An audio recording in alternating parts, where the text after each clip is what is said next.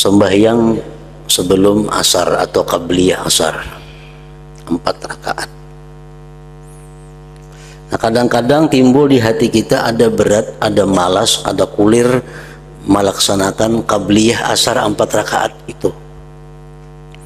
Nah, kayak apa supaya kita rajin, supaya kita mau, kita ingat apa sabda Rasulullah, ujar Rasulullah, rahimallah man shalla qabla al-asri arba'an. Allah sayang kepada orang yang sembahyang 4 rakaat sebelum asar. Nah, begitu kita malas untuk sunat sebelum asar 4 rakaat, kita ingat hadis Nabi yang menyatakan bahwa Allah itu sayang kalau aku nih sembahyang 4 rakaat sebelum asar. Kalau aku kada sembahyang, berarti aku kada disayang Allah. Kalau kada disayang Allah, apa artinya?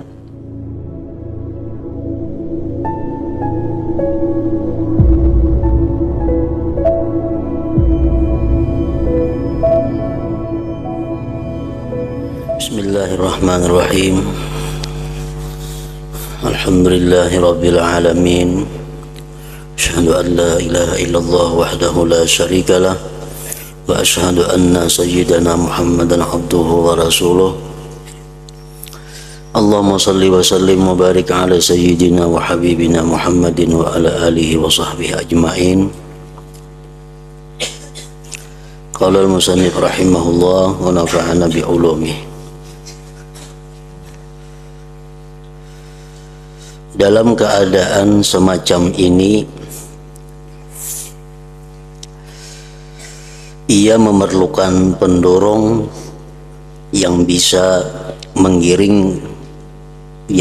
menggiringnya kepada kebaikan, taat kepada Allah, dan menggairahkannya kepada kebaikan,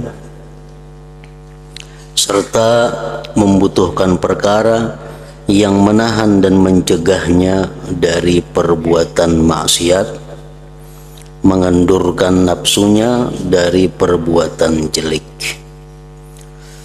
Pendorong dan pengekang itu adalah raja, mengharap bantuan Allah, dan khauf, takut akan tindakan Allah. Harapan yang ditujukan kepada besarnya ganjaran dan bagusnya janji Allah, yakni beraneka kemuliaan dari Allah, dapat menggiring dan mendorong nafsu untuk berbuat taat dan beribadah kepada Allah.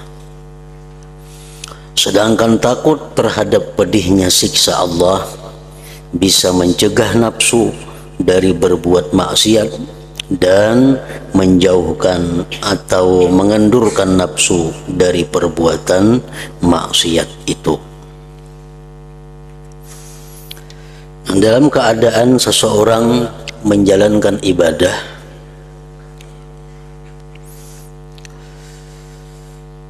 kadang-kadang nafsu kita timbul kendur, timbul malas, timbul berat. Nah, untuk menggairahkan nafsu kita yang sudah mulai kendur beribadah itu agar bergairah kembali, maka kita di situ diperintahkan untuk bersifat dengan raja, mengharapkan rahmat Allah, mengingat ganjaran-ganjaran yang diberikan Allah ketika kita malas melakukan ibadah itu. Kita ambil contohnya sembahyang sunat subuh misalnya. Nah, kadang-kadang nafsu kita malas sembahyang sunat fajar atau sunat subuh. Nah, di situ kita disuruh mengingat betapa besarnya ganjaran Allah kepada orang-orang yang melakukan salat sunat 2 rakaat sunat subuh itu. Antara lain apa yang disampaikan oleh Rasulullah Shallallahu Alaihi Wasallam bahwa sembahyang 2 rakaat subuh itu nilainya di sisi Allah lebih berharga daripada dunia dan isinya. Jadi begitu kita malas untuk ibadah sembahyang sunat subuh, kita ingat kalau aku sembahyang sunat subuh ini aku akan mendapat ganjaran yang lebih baik daripada dunia dan isinya. Bila aku kada sembahyang berarti aku kehilangan kesempatan itu. Artinya sembahyang sunat subuh 2 rakaat itu lebih baik daripada dunia dan isinya. Artinya adalah andaikan kata kita mempunyai harta sepenuh dunia, kemudian harta kita itu kita sedekahkan, kayak apa generalnya pahalanya? Kita berisi harta seduniaan nih, hibak harta kita penuh seluruh dunia dengan harta kita sedekahkan, kenal benar pahalanya. Lebih besar lagi pahalanya kalau kita mampu sembahyang sunat subuh 2 rakaat. Nah itu kita mengingat itu agar bisa mendorong nafsu kita yang mulai kendur, mulai malas untuk melakukan salat sunat subuh 2 rakaat itu.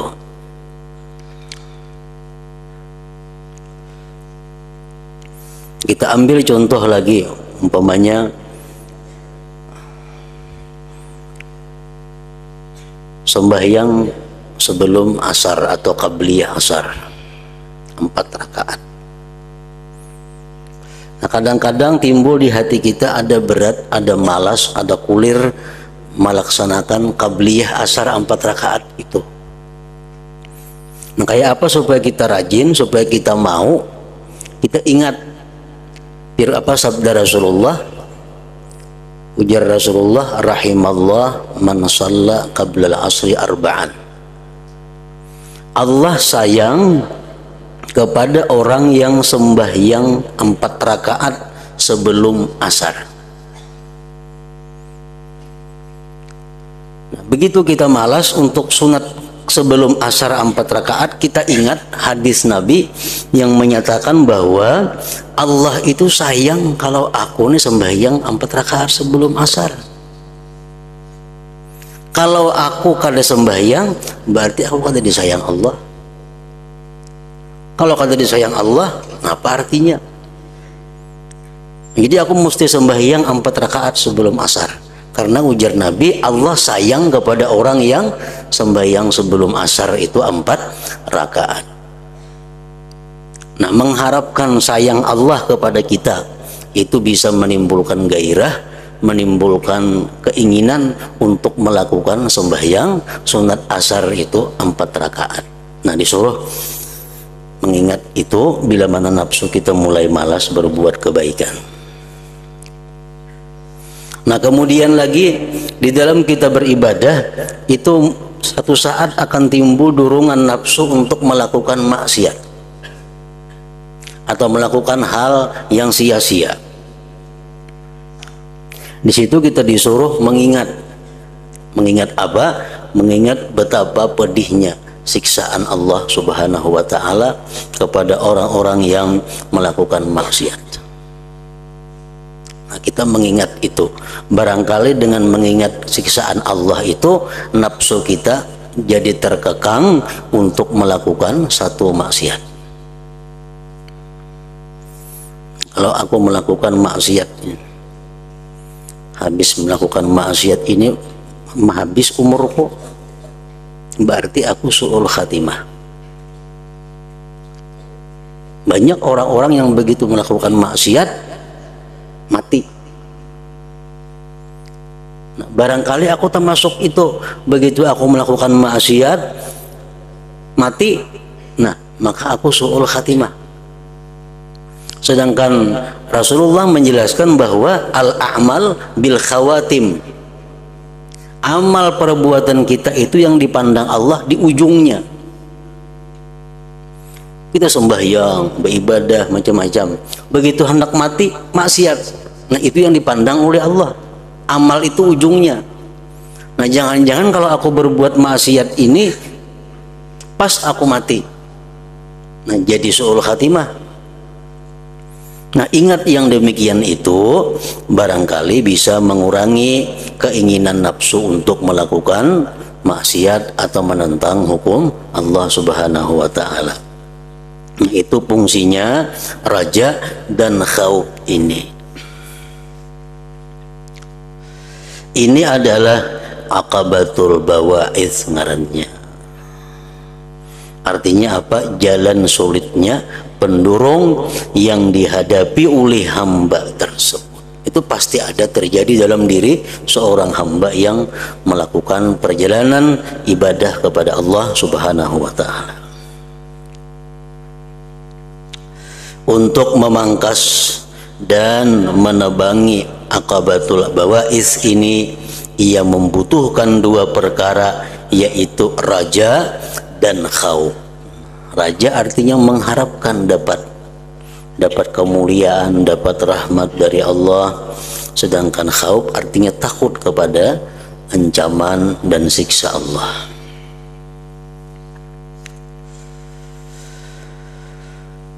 Maka hamba itu pun melangkah lagi menerubus aqabatul bawa'is dengan pertolongan Allah Azza wa Jalla. Nafsunya mulai malas tadi sudah berbuat taat, begitu ingat anugerah Allah yang diberikan kepada orang yang taat, nafsunya mulai bergairah pulang. Asalnya kulir sembahyang sunat subuh, tapi karena ingat tadi bangkit. Asalnya malas sembahyang sunat asar 4 rakaat, karena ingat sayang Allah bangkit. Dan ia berhasil melampauinya. Maka hamba itu pun melangkah lagi menerubus aqabatul bawa'is dengan pertolongan Allah Azza wa Jal, dan ia berhasil melampauinya. Begitu selesai menebangi aqabatul bawa'is ini, ia berniat kembali beribadah. Sudah normal pulang, normal kayak asal pulang. Rajin pulang beribadah, lawan maksiat kadawani kayak dahulu pulang bebulik bagus sudah. Begitu selesai menebangi aqabatul bawa'is ini, ia berniat kembali beribadah. Tidak ada lagi yang merintangi dan tidak ada yang mengganggunya. Ia juga menemukan pendorong dan pengajak, sehingga ia bersemangat sekali dalam beribadah. Mulailah ia beribadah dengan senang, bergairah dan bergembira hingga dapat mengekalkannya ibadah itu. Nah, jadi itu gunanya Rasulullah Sallallahu Alaihi Wasallam menjelaskan kepada kita tentang ganjaran amal. Siapa melakukan ini maka dibalas Allah demikian. Siapa yang melakukan perbuatan taat ini dibalas Allah seperti ini. Siapa yang melakukan maksiat ini siksanya macam ini. Itu disampaikan oleh Nabi. Gunanya apa? Untuk menimbulkan di dalam hati kita harap dan takut itu. Harap dan takut itu sangat berguna untuk kelangsungan ibadah.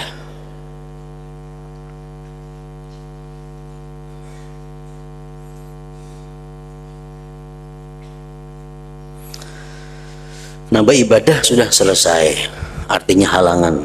Begitu inya kendur, raja diharapnya. Begitu inya hendak berbuat maksiat, khauf ditampilkannya, sehingga ibadahnya jadi mulus, jadi bagus sudah. Tetapi sesudah merenungkan dengan sungguh-sungguh, ternyata ibadah yang agung ini, yang ia telah berpayah-payah menghadapi berbagai rintangan dan halangan, ada cacatnya yang sangat besar, yaitu riya dan ujub.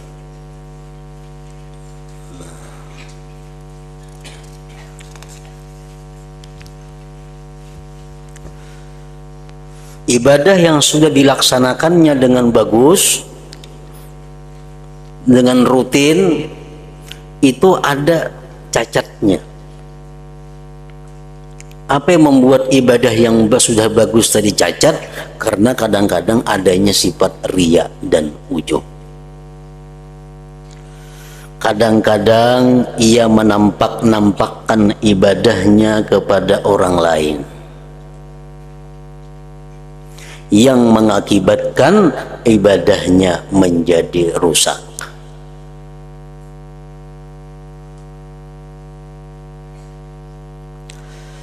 Kalaupun tidak mempertuntunkan ibadahnya riya, malahan ia selalu mencela dirinya, namun ia menghirani diri sendiri, ujub. Kadang-kadang riya kadada, cuma datang ujub, yang membuat ibadahnya bisa kehilangan pahala dan menjadi rusak. Ujub itu mengagumi diri sendiri. Begitu kita tuntung melaksanakan ibadah yang luar biasa sulit, kita mampu, nah kadang-kadang kita merasa kagum dengan diri kita, merasa bangga dengan diri kita. Itu ngarannya adalah ujub. Ujub ini menurut pendapat ulama, ada yang mengatakan menghilangkan pahala ibadah itu, ada yang mengatakan menghilangkan kelipat gandaan ibadah. Ada yang mengatakan bahwa ujub itu menghapus pahala. Ada yang mengatakan bahwa ujub itu menghapus berlipat gandanya pahala.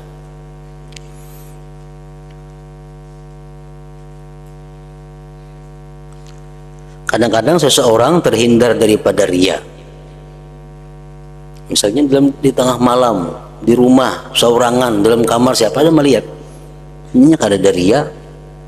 Cuma dalam hatinya ada perasaan mengagumi dirinya, membanggakan dirinya karena mampu melakukan ibadah yang orang lain belum tentu kawa. Nah, kekaguman terhadap diri sendiri itu disebut ngarannya ujub. Nah, orang yang sudah bagus ibadahnya tadi, sudah lancar, sudah rutin, itu bisa datang penyakit macam kayak penyakit hama.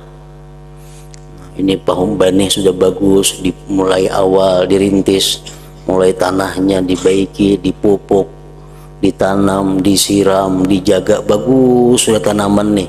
Nah, di tengah-tengah bagus tanaman itu bisa datang hama atau ulat yang merusak tanaman itu. Nah, di sini lagi-lagi hamba tersebut menghadapi jalan yang sulit, yakni yang disebut akabatul kawadih, jalan yang sulit berupa hal-hal yang membuat cacat ibadah. Nah, jadi nang kayak kita tanaman itu kada kawa lepas daripada perhatian, kada kawa lepas daripada penjagaan sampai membuahkan buah.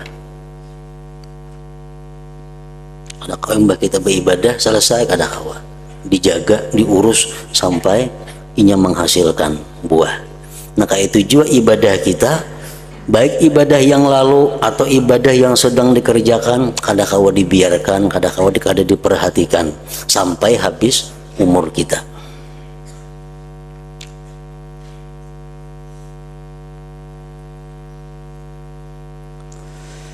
Jalan yang sulit berupa hal yang membuat cacat ibadah, yang harus ditebas atau ditebang dan dimusnahkan. Ia harus menebasnya dengan ikhlas kalau riya, dan ingat bahwa apa yang ia laksanakan merupakan anugerah Allah. Itu kalau ujub.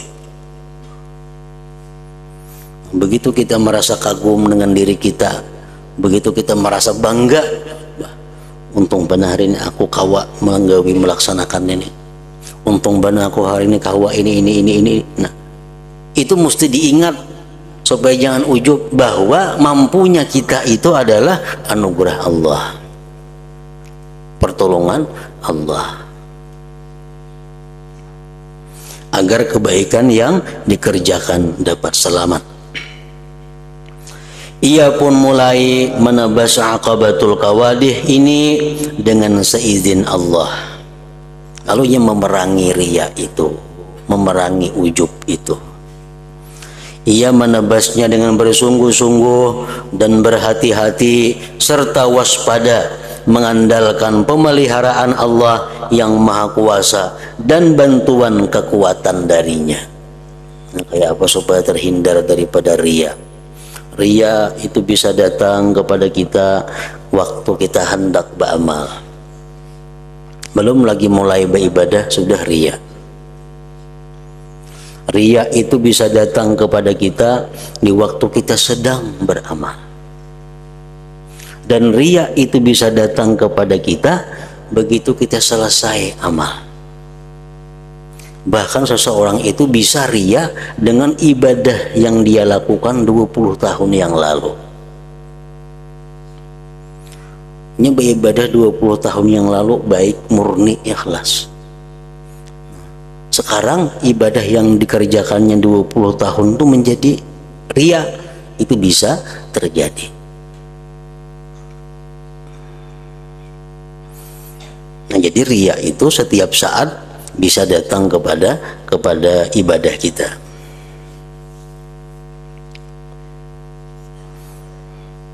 Kalau riya sebelum ibadah itu jelas sudah menghilangkan nilai ibadah. Kalau riya di pertengahan ibadah, kalau ada lakas-lakas kita menghapus, membakar ibadah. Kita sembahyang umpamanya, kelihatan sembahyang, gugur tahi cacak ke tangan kita. Nah, itu kita wajib segera menghilangkan tahi cacak. Ini amunnya karing, namanya karing kalau dijauhkan. Bila kita ganaakan, batal sembahyang kita. Nah, sama riya itu kalau kita rahatan beribadah datang kepada kita, bila kita lakas mengobatinya, lakas menjauhkannya, ada apa-apa masih dimaafkan oleh Allah. Kita sembahyang, datang angin ribut, terbuka aurat, lakas ditutupi, ada apa-apa, dimaafkan Tuhan. Amun dibiarkan angin ribut membuka aurat, nah membatalkan sembahyang. Maka itu juga riya di pertengahan ibadah.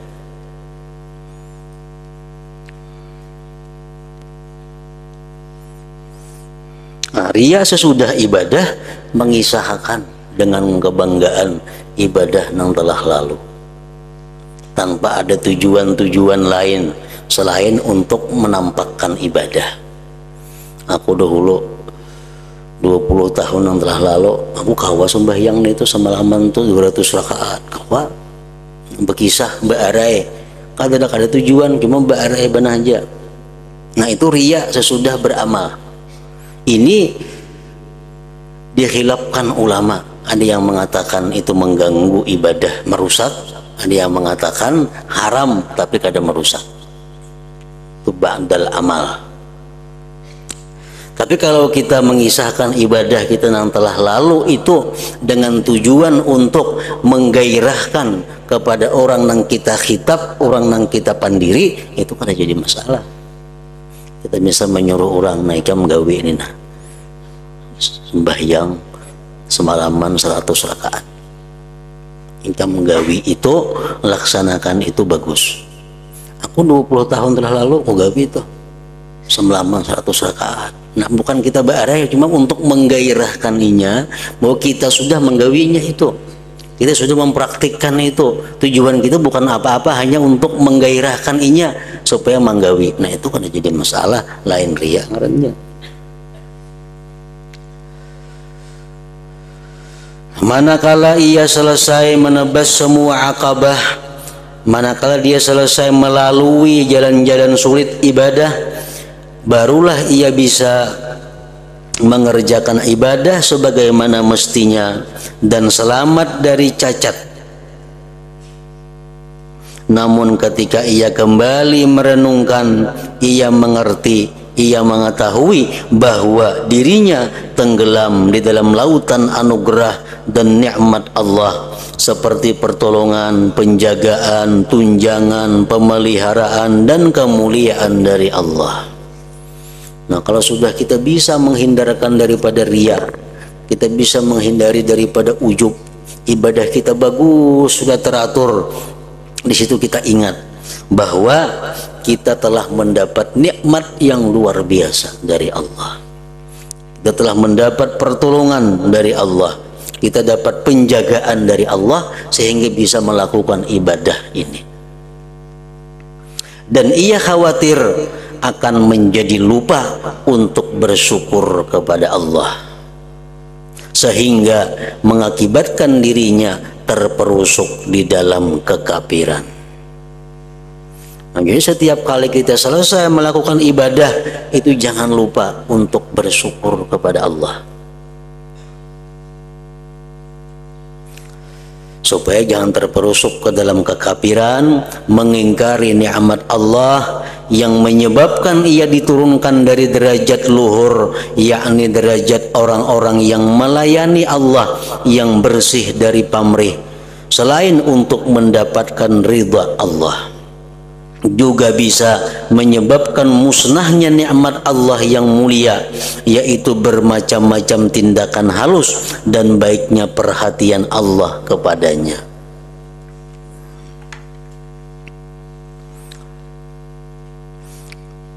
Antara lain diajarkan kita di dalam doa. Dalam doa itu kita diajarkan doa itu hendaknya dimulai dengan alhamdulillah, ditutup dengan alhamdulillah. Apa gunanya itu? Untuk menunjang agar doa ini kabul. Kenapa dimulai dengan alhamdulillah?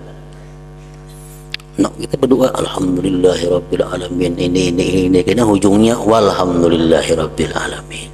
Nah, awal akhir doa itu alhamdulillah, mengingatkan kepada kita bahwa pertama kita mensyukuri kepada Allah keinginan atau geritik hati yang dibukakannya kepada kita untuk berdoa. Kita nih ada hendak berdoa lawan Tuhan, itu nikmat, itu anugerah Allah. Kemudian kita kawa berdoa, itu nikmat Allah. Nah, makanya doa itu mulailah dengan memuji Allah, alhamdulillah. Nah, kalau kita baca doa, kita menyadari bahwa kita ini bisa melaksanakan, mengucap doa ini, bisa menyampaikan permohonan ini kepada Allah, itu berkat Allah juga. Nah, ditutup lagi dengan walhamdulillahirabbil alamin. Padahal itulah mestinya semua ibadah. Awal ibadah dimulai dengan syukur bahwa kita ada minat untuk ibadah, dan ujung ibadah pun diakhiri dengan syukur. Artinya kita diberi kemampuan untuk melakukan ibadah itu. Nah, jadi syukur kepada Allah sesudah ibadah itu kadang-kadang terlupakan oleh orang-orang yang beribadah. Sekali lagi ia terbentur pada jalan yang sulit yang disebut aqabatul hamdi wasyukri, jalan sulitnya memuji dan bersyukur. Walaupun kata di mulut alhamdulillah, kata jadi soal, tetapi dalam hatinya bahwa mengakui ia telah menerima nikmat yang besar dari Allah, itu syukur. Syukur itu intinya adalah mengakui bahwa nikmat yang diterimanya ini adalah dari Allah Subhanahu wa ta'ala.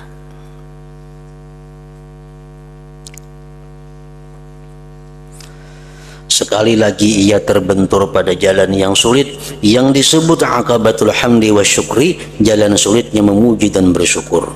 Buru-buru ia bertindak menghadapi akabah ini sampai berhasil bisa menerubusnya dengan apa yang memungkinkan, yaitu selalu memuji dan mengucap syukur sebanyak-banyaknya berkenaan dengan keagungan nikmat yang jarang diberikan kepada orang lain.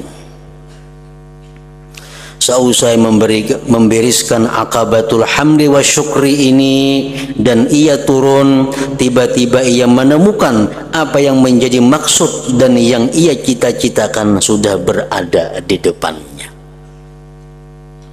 Belum lama berada pada tingkat memuji dan syukur ini, ia terjatuh pada lapangan karunia Allah dan gurun kerinduan kepadanya Allah serta pelataran cinta kepadanya.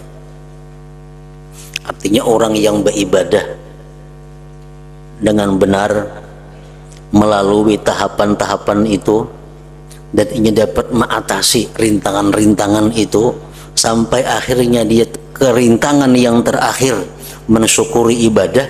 Nah, kalau sudah sampai ke situ kawainya beribadah, ini akan merasakan bagaimana dekat dengan Allah, bagaimana merasakan nikmat dan manisnya ibadah. Lalu sampailah ia ke petamanan ridha Allah dan kebun rasa senang, tentram hingga sampai ke permadani rasa tenang, tingkatan dekat dengan Allah serta majlis munajah menghaturkan permohonan kepada Allah, bisa memperoleh berbagai kemuliaan dan karunia. Ia bernikmat-nikmat dalam keadaan yang menyenangkan itu, senantiasa gembira dalam sisa usianya. Tubuhnya berada di dunia, tetapi hatinya sudah berada di akhirat.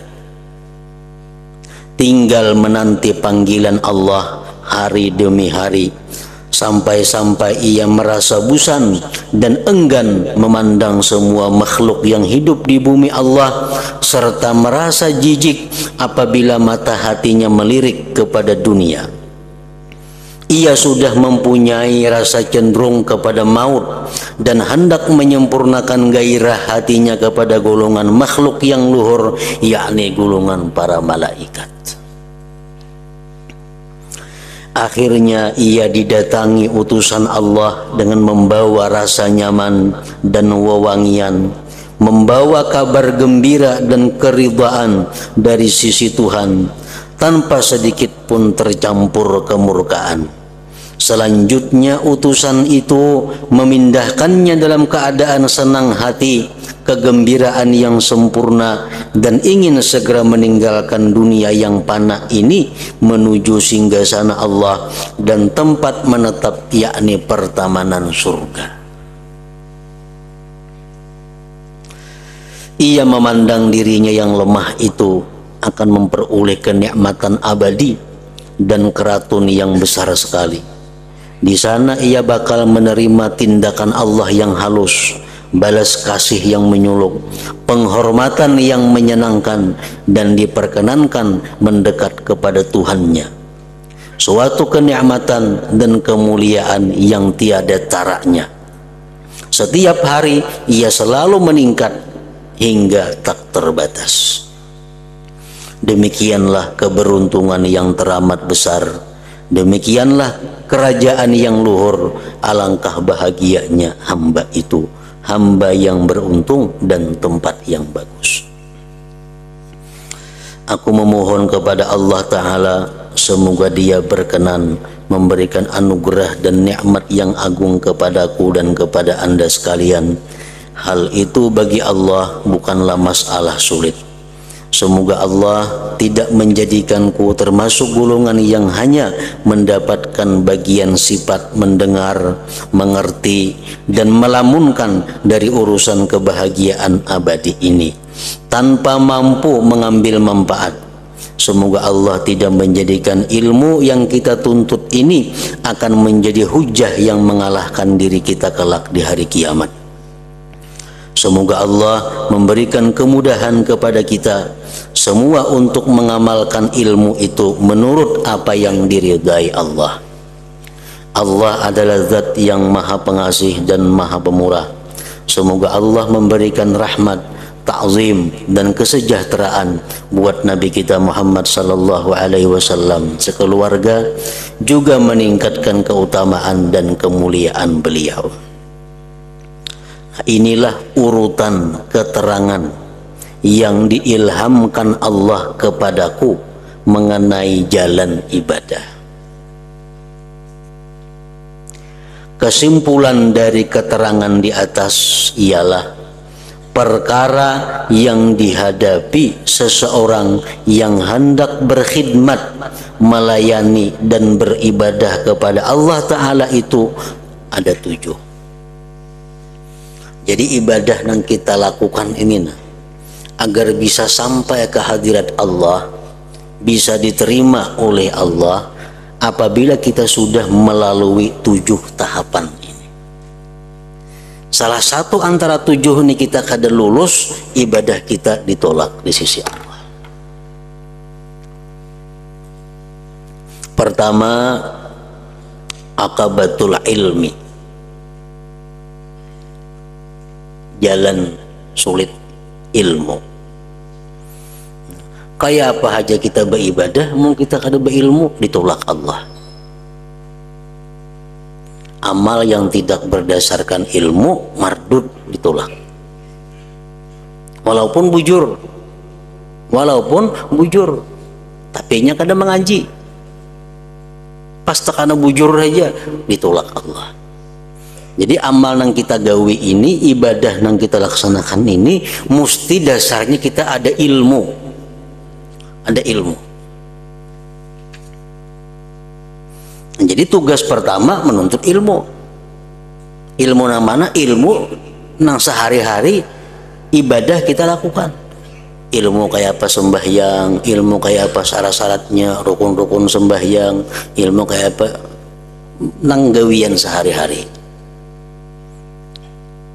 Sebab ibadah tanpa dasar ilmu itu adalah ditolak. Kita kada tahu ini zuhur kah hari sudah kah belum kah, kada punya ilmu. Makanya ada ilmunya kan, kau mengetahui matahari sampai di mana.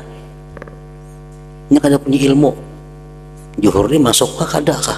Ya sembayangan zuhur, sembahyang zuhur, tuntung zuhur hanya tahu pada hari jam 2. Nah sahlah sembahyangnya, kada sah karena kada berdasar ilmu. Padahal bujurnya.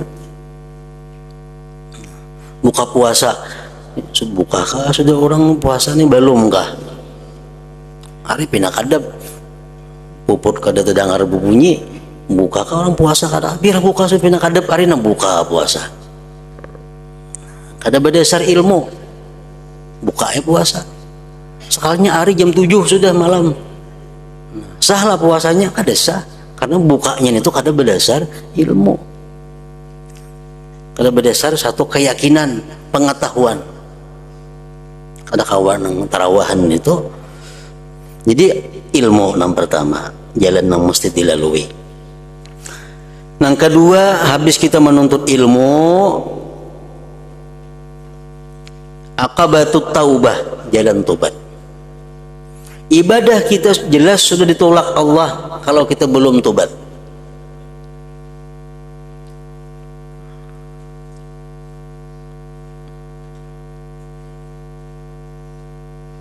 Sembahyang kah, hendak naik haji kah, hendak napa kah, bila belum tobat Allah kada ketuju. Sebab orang yang hendak melayani Allah ini harus orang-orang yang kekasih Allah. Kalau orang yang kada dikasihi Allah coba-coba hendak jadi pelayan Allah, ditolak Allah.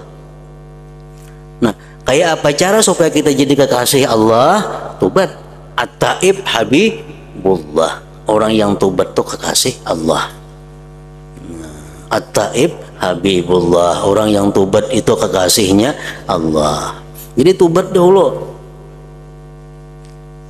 Jangan lagi berbuat dosa ini, sesalilah ini, berhentilah dari dosa. Cita-citalah jangan mengulang lagi.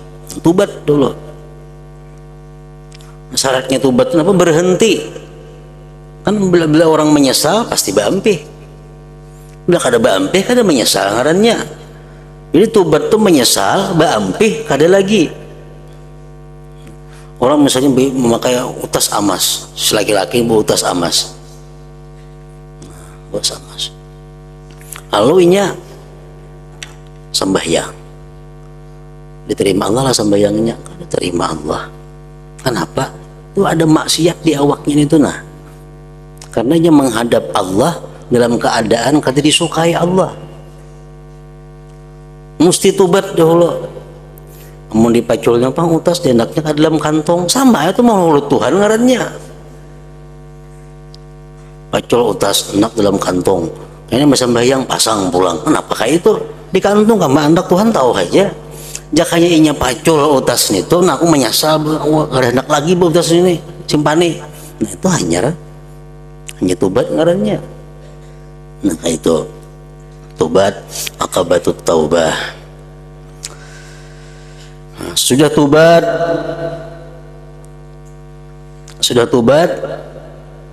beribadah sudah kawa, tapi inya kena ada menghadapi halangan rintangan, akabatul awaik.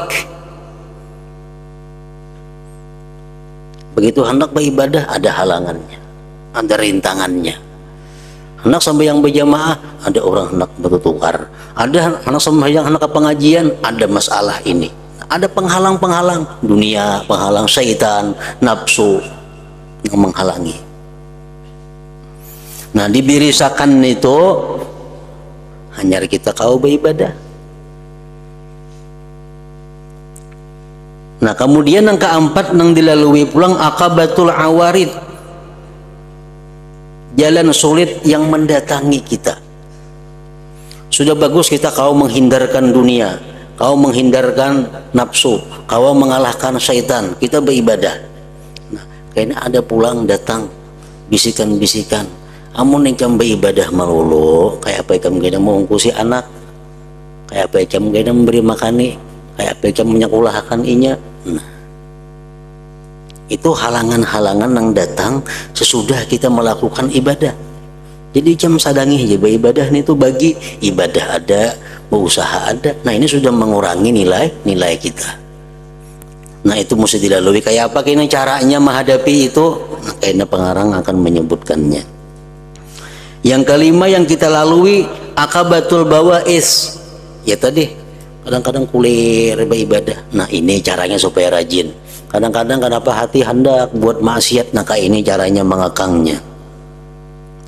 Yang keenam akabatul kawadih, jalan sulit berupa yang cacat, mencacatkan. Kadang-kadang ibadah sudah rajin, sudah bagus, tapi ria pulangnya ada, ujub ada. Nah kayak apa caranya menghindarkan itu. Yang ketujuh, sudah selesai ibadah, sudah selamat semuaan, ada lagi sebutin tugas kita akabatul hamdi wa syukur, yaitu merasakan syukur kepada Allah, memuji kepada Allah. Nah jadi 7 macam jalan itulah yang hanya bisa menyampaikan ibadah kita ke hadirat Allah subhanahu wa ta'ala. Dengan sempurnanya keterangan mengenai 7 macam akabah ini, sempurna pula lah kitab ini, kitab yang menerangkan jalan orang yang beribadah menuju surga. Selanjutnya kami akan menerangkan pelaksanaan ibadah ini secara ringkas yang memuat faidah-faidah yang dimaksud dari pelaksanaan ibadah. Masing-masing faidah akan kami jelaskan dalam babnya sendiri-sendiri insyaallah. Semoga Allah memberi taufik dan kebenaran dengan anugerahnya. Tiada daya menyingkir dari maksiat dan tidak ada kekuatan mengerjakan ibadah kecuali dengan pertolongan Allah. Nah, yang pertama, akabah pertama akabatul ilmi. Kalau kita hendak beribadah, kita mesti ada ilmu. Ilmu apa? Nah, karena Sidin menerangkan ilmu apa mestinya yang kita tuntut bekal kita ibadah itu. Di sini akan menerangkan satu persatu dengan luas kayaknya tentang 7 hal-hal tadi, kayak apa caranya menghadapi, kayak apa cara menyikapinya supaya bisa dilalui. Ila hadratin Nabi Mustafa sallallahu alaihi wasallam al-Fatihah.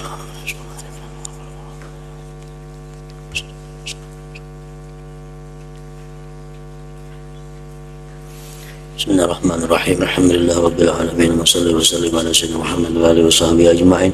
Allahumma ighfir lana ma akhta'na wa ma ta'ammadna wa ma asrarna wa ma a'lanna wa ma asrafna wa ma anta a'lam bihi minna. Antal muqaddim wa antal muakhir, la ilaha illa anta.